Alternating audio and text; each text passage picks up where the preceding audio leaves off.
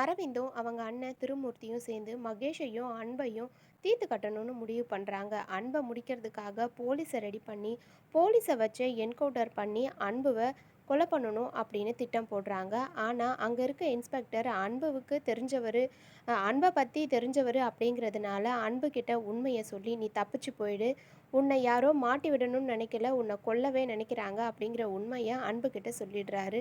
அன்பு என்ன பண்ணுறதுன்னு தெரியாமல் முழிக்கிறாரு. அதுக்குள்ள அரவிந்தோட அண்ணன் ஹாஸ்பிட்டலுக்கு வந்து மகேஷை கொலை பண்ணலாம் அப்படின்னு நினைக்கிறாரு.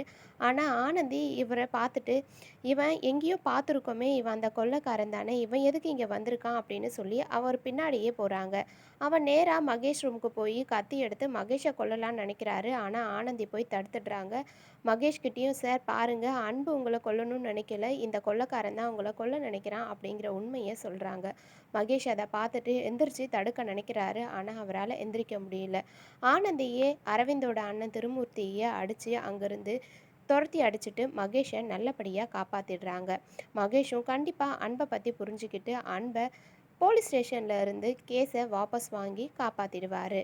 ஆனந்தி ரொம்ப சந்தோஷப்பட போகிறாங்க. அன்பும் நல்லபடியாக கண்டிப்பாக வெளியே வந்துடுவார்.